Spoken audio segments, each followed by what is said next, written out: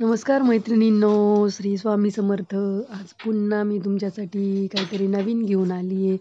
आजच्या ज्या 2 बॉर्डर रांगोळ्या आहेत त्या आपण एकदम बोटाच्या साहाय्याने पण काढू शकतो. अशा बॉर्डर रांगोळ्या आहेत. तुम्ही बघू शकता असा आकार काढून घेतला मी बॉटलच्या साहाय्याने आणि नंतर बोटाने त्याला आकार दिला आहे. मला एक प्रेरणाताईंची पुन्हा एक कमेंट आली होती की त्या जेव्हा पेनाच्या साहाय्याने अशी टिंब देतात तर रांगोळी एकदम जास्त पडली जाते त्यांच्याकडून. तर ताई मला तुम्हाला एक सांगायचं आहे, पहिले तर तुम्ही ती रांगोळी एका आपली पिठाची गाळणी असते त्या गाळणीने गाळून घ्या आणि म्हणजे त्यात ते खडे वगैरे नाही राहणार.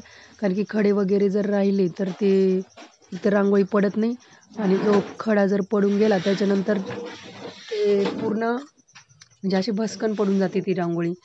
आणि अजून एक सांगायचं आहे तुम्हाला की जेव्हा पण तुम्ही ते पेनामध्ये किंवा बॉटलमध्ये रांगोळी भराल तर ती रांगोळी फुल भरून घ्यायचा तो पूर्ण पेन. म्हणजे त्यात असं एअर वगैरे नाही राहिलं पाहिजे, हवा नाही राहिली पाहिजे त्याच्यामध्ये.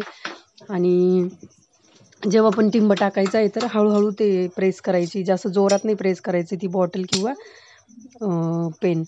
तर हे ट्राय करून बघा तुम्ही. तसं मी एखाद्या व्हिडिओत तुम्हाला दाखवेलच कसं करायचं आहे ते. तर आधी हे बघा या पद्धतीने करून बघा.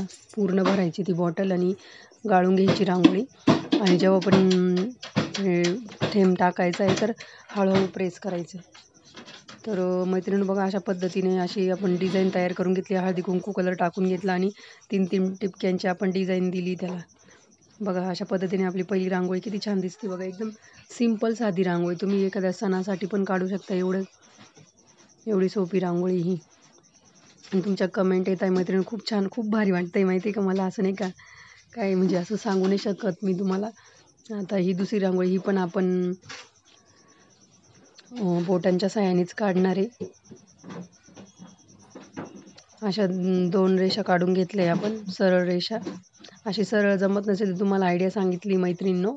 पट्टी घ्यायची आणि त्याच्यानंतर पट्टी बाजूला ठेवून अशी रेष काढून घ्यायची. मी ते पण शिकवेल तुम्हाला की सरळ रेष कशी काढायची, मी दाखवेल एखाद्या व्हिडिओमध्ये. त्यानंतर आपण अशी त्याला आकार देऊन घेतला आहे वेव्हचा. याआधी पण अशी डिझाईन केलेली आहे आपण.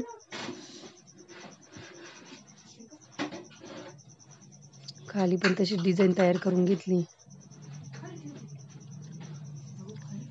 मैत्रिणींनो हा व्हिडिओ पूर्ण बघा. आवडल्यास लाईक, कमेंट, शेअर करा. चॅनलला सबस्क्राईब करा. तुमच्या फ्रेंड्स आणि फॅमिलीला पण पाठवा. कमेंट्स करा. अशी डिझाईन तयार करून घेतली बघा मी. आणि त्याला पण असं बोटाच्या साहाय्याने हे असं आधी करून घ्यायचं असं कसं पण. म्हणजे नाही का ते आपल्याला नंतर आपोआप शेप देत येतो. आपोआप नंतर व्यवस्थित होते ती रांगोळी. हे बघा त्याला असा आकार देऊन घेतलाय.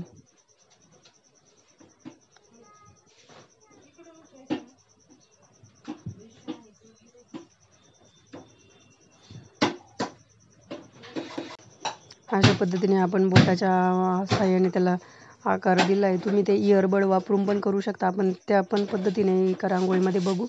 आणि असा हळदी कुंकू कलर टाकून घेतला आहे. तुम्ही तुमच्या आवडीनुसार कलर बदलू शकता.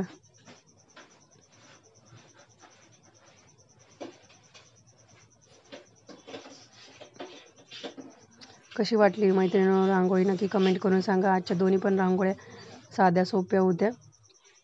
पुन्हा भेटूया अशाच नवीन आणि सोप्या रांगोळ्यांसहित. तोपर्यंत